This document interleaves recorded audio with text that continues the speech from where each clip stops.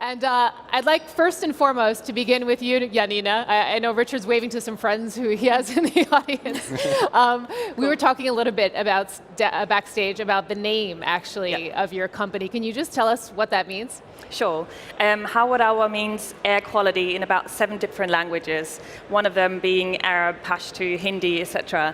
And if you're talking to people from their cultures, to them it's obvious what we're doing. Here, obviously, you do need to explain what we're doing. So yeah, it's always good to have the opportunity to say that. So tell us a little bit more about the company. We create a new commodity which hasn't been there before, which is digital environmental data.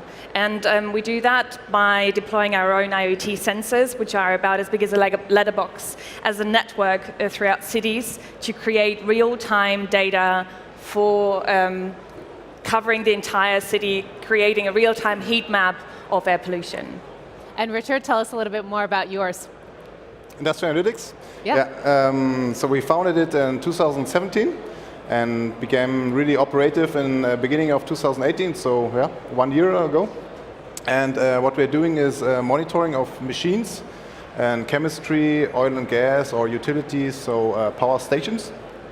And yeah, the team actually of the founders, we worked together in a machinery manufacturer. And I did predictive maintenance research projects for many years. And yeah, then the thing was, the feedback from the customers there, from the manufacturer where we were talking about this was, there are so many people that want to do something with artificial intelligence, monitoring of these machines. But what they lack is the knowledge about these machines, so deep knowledge about the machines. And this is why they talked to MAN then this time. And on the other hand, we figured out, yeah, it's a big corporate and they won't do the thing. So you need an agile startup which is really delivering the solution. And this was then the idea, okay, we're 6, we are leaving the big corporate and where everything is nice and smooth and start your own company. And you're also really working to solve a problem, right? So how is that going? Well, the problem in our case is quite obvious because it's going throughout the media everywhere around the world. The air pollution, especially in cities, is quite a major problem to health. And the problem that there is that there are not enough measurements in a city to be able to know exactly when and where it's bad in a city, but not just a city. Also, if you go into rural areas, if you go into ports, it's really a problem that we can't face just because the data is lacking. And that's where we come in to really feed the data in from our IoT devices, but also from other sources, from satellite data, etc., to really create a pool of environmental data. But it's interesting because, I mean, you're working in a space where there are some really big players, so I can imagine that that must be pretty challenging. Perhaps for sure you can address that first. How are you dealing with that? Yeah, so we have a unique selling point, and when you can leverage this, then it's possible. On the other hand, of course, we also have lost projects, and which were then, but typically not really on the focus on what we are doing. So monitoring of machines, industrial processes. Yeah, what the problem there is more, yeah, you need your references, no? So they want to speak to people that really did something similar before. And this is, of course, something which big corporates usually have. On the other hand, they want something innovative, something with a good price for value, and yeah, and this is then the possibilities that you have to win your projects. So, I mean, how do you see your main strengths versus the disadvantages? How do you weigh that and see yourself in the market? Yeah, so I expect that when we have the references, when we have something to show, more to show, we have something to show, but if we have more to show, then it's actually very good. No? So because you are the fast boat that can do solutions that are really made for the purpose of the operator of the machines, and you do not have these strict thing, yeah, we have this and buy it or leave it. No? Okay. Janina, how do you handle that challenge? Well, yeah, the ultimate benefit that big corporations have is that they're known and their name stands for something. And this is where a startup comes in, and you first have to make your mark somehow, and you have to gain the trust that your technology is really delivering what it's promising. And in that way, you know, there is, if you see the entire value chain for each segment, there is a competitor. Some competitors, you know, are doing more than others, but it's really important to be able to strategically place yourself within that value chain and cover lots of it. And then if you cover lots of different use cases, you're solving lots of different problems, it's important that, like Richard just said, that you really go deep into the different use cases and showcase, we have tried eco-sensitive traffic management in this city, we have tried smart health in that city, and to really be able to make your mark there. How do you see your competition? Where is it coming from? Well, competition actually comes from all angles, especially because it is such a public topic at the moment. Yeah. There's lots of startups that deal with, one end of the value chain, or another part of the value chain. But it's also big players, obviously, that create their own solution and benefit from having their name on it independently, if whether the data that they're producing is actually good or not. So it's really trying to map out the competitors and then place yourself. Richard, what's your view on that? Yeah, on the competition and or when you win projects or not. So I think losing was much more often that nothing happened at all. So they looked a little bit on what are the solutions, what can you do, but then in the end they couldn't really decide on investing the money to bring forward their production. And I would say this is more of a problem that really the people, there's a lot of talking about digitalization, what can you do, but coming to this that you really start to invest your money and bring forward the solutions, I think is the biggest problem there. Tell us a little bit more, though, about cooperation. I mean, cooperation, for example, with the German Mittelstand. We're here in Berlin right now. I mean, I know you have some current projects ongoing, right? Yeah. Yeah. So it's not so much with Mittelstand, since when you're operating large equipment, then it happens that you are bigger. On the other hand, but still we have cooperations also with Mittelstand, and usually it's easier to get in there. So you have really fast decisions, and the people there, they're also used to work with small companies. So they're not so, okay, is this company big enough for my needs, and they do not have a long list of things that you need to accomplish to get a project at all, and so on.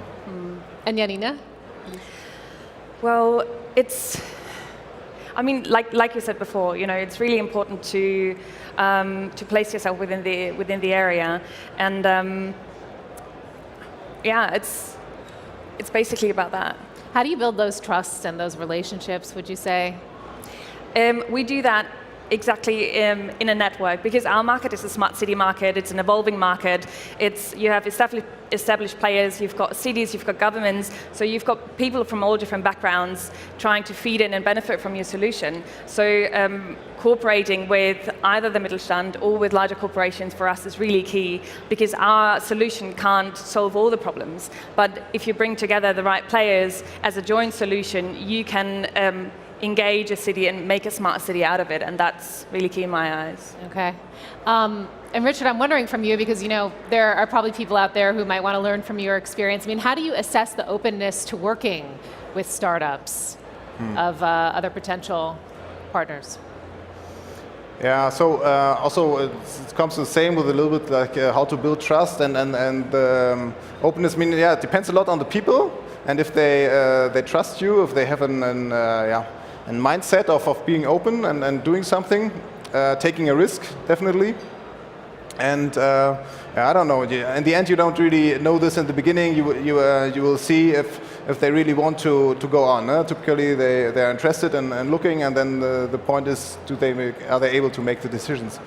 And I mean, for us, it was really important to have like the same faces. So because we came out of the business, so in the end, it was like this. You know me. We talked already for 2, 3, 4, 5 years, but I have now a different business card. So this was really important. I think otherwise it would not have been possible to win projects at all. So personal relationship. So it's more the people make contracts with people and not with companies. Tell us a little bit more how you see the future, just generally speaking, of IoT. And Janina, I'll begin with you. Sure. I mean, IoT is coming, and there is, not one thing that you can't do with IoT. And if you can't do it now, it will be in the future. And I was at a congress where you could actually track which door was open and when, and and for me, that's IoT not used in a smart way, because in the end, it's there to create a benefit, and you should, have, either smarter processes or just a smarter environment where you can benefit from lots of different angles from it. So for me, it's more a question of, do you know what you're going to do with it? Do you know the problem? And in the end, I feel this is where most of the projects kind of, dilute, because cities, governments, companies don't quite know exactly what they want to achieve. But if they do that, I feel IoT can open so many doors. Okay, so on the one hand, you say that the reality is actually the preparedness is not really there. Yeah, in a way, yeah. But the potential is really great. Yeah, for sure. Yeah. Do you share that view, Richard? Yeah, so I think what is important by IoT is the people, they said, okay, there was Facebook, and it's a platform, and in the end, who is controlling the platform, he will win the game. And I think this is not the case for IoT. And I think some people are definitely terribly wrong there, because they invest a lot in a platform and think, okay, the platform is the thing. In the end, why is Facebook working? Because, you find all your friends there and not on another platform. But when it comes to industrial services, when it comes to connected things, in the end, it's not the reason. If you have a company and you have all your machines in this one platform and the other one not, everything is fine. You don't need this one single platform. No? So I think this is really a change there, that that the people that invest now a lot and think that the platform is the driver of the whole IoT world, this will not happen. So I expect much more analytics, obviously, will be the thing that's driving it. So really getting insight out, really leveraging, what you said, getting seeing what you can use it for, what is the outcome, the savings. And this will come not so much out of the platform, but on the analytics and what can you do on the AI part. No? We're sitting here in Berlin, the capital of Germany. A major industrial leader wants to stay that way in this whole new world of IoT. And we've had some federal ministers running through here, some policy makers. And Richard, I'll begin with you. What would be your advice to them? Yeah, so I was working also in the corporate with public funded research. So I really have some experience with this. So once from the corporate side, so from the large corporate, and now from the startup. And I can say for the corporate, it's much easier to get money. It's completely the opposite on what they are saying. We want to give the money to SME companies and so on. The reality, I think it's much more difficult to get this. And I think I was there on a conference like here, and the minister was standing in front of, and I said, we want to open up the projects to startups, so that you can get research money when you are a startup. No? So we want to open it up. And this, in the real life, it's like this, that it's still not possible. No? So they say it, they want to have the startups that they can get the money, but then it's done like this. Okay, give me the EBITs of your last 3 years, and how are you able to finance this growth in the next 5 years, or stuff like this, and prove this by numbers. If your startup is just 1 year, it's obviously not possible to show them something from the last 3 years, and then it's it. You cannot able to get the funding. Yep. So they must be much more flexible there. No? And follow through with the words, actually. Yeah, say one thing and do another. Do you have the same view on that? I do. Because I would just, if that was one message, I would say, just do it.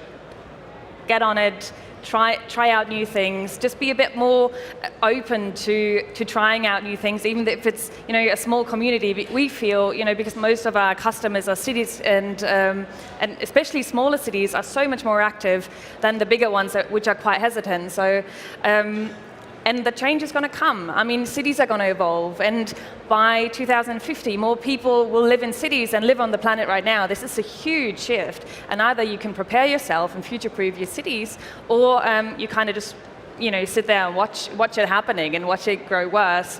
And on the other hand, you have all those citizen science projects where people just want something to happen. Citizens don't just want to sit there and wait for it, but they put up their own sensors, they go on the streets, and this is something where I feel cities give out a hand, a little bit of responsibility for their cities. So I think if they want to stay on top of it, there's no way around just giving it a go. And here in Germany, what would be your specific concrete recommendation? take an example of other European cities, because I feel other European cities are quite more engaged in just trying out IoT, trying out smart city movements, and yeah, just try it out for yourself. Okay. And say we have somebody here in the audience who might be thinking about breaking into this space, for example, what would be your advice? What would be your lessons learned? Perhaps you can illustrate a mistake that you made along the way, or something that you overcame. Richard, I'll begin with you. Yeah, of course. If you start something, then you do mistakes. Yeah, that's the thing that's happening. And for me personally, it was really when you see that there's something goes wrong, and afterwards you see, it was going wrong. You also saw it, but you didn't do something against it. Huh? So then you really come to the point that this was something wrong. So for us it was we had an investor who said, okay, you want to invest in the company, and signed a letter of intent, and a little bit later, but in the beginning it was something more awkward, and then they said, oh no, we don't do this, and the other one comes, we can do it again. And so I had a bad feeling about this. I would say, let's stop the talk. But on the other hand, didn't want it to interrupt a little bit in the talks, and then let it run. And this was in the end came out a big fault. Yeah, so figuring out, there was something going wrong, and it was much better to say in the beginning, no, we don't want to have this investor on board or talk to him again, because we had bad feelings with him and so on. It would just be much better. Okay, Janina? When we talk to cities, especially just a year ago, which in the startup world is enormous, we always came up to that question of but we are already doing it, and we're just doing it in a different way, which means we maybe have one measuring station in the city, is quite large, it can't scale. It's obviously a different use case that you're working towards, and I think for us it was really important to then realize that we don't mean it in the way that you should abandon all that technology that has been serving you for so long, which is quite valid and relevant, but it's an extension of it. So it's not being about against the big ones trying to fight your way through, but it is a collaboration of trying to find a joint way. And don't throw the baby out with the bathwater. Yeah, basically. for sure. Okay, if it works, it works. If it's not broken, don't fix it. Yeah, definitely. Okay. Yeah. Richard, pearls of wisdom that you would like to leave us with now. Final thoughts. Final thoughts. Make digitalization happen. Really do it, and don't hesitate, even if probably there is something going wrong. Janina? Well, this talk is called The Future of IoT, and the future is already here, and it's just a question of what you do about it, what you do with it, and if you engage actively or not. Okay. Well, I know I can say for myself, I feel really inspired by your experiences, and we thank you so much for joining us here on the stage to share your insights. Thank you to both of you. Thank you. Thank you.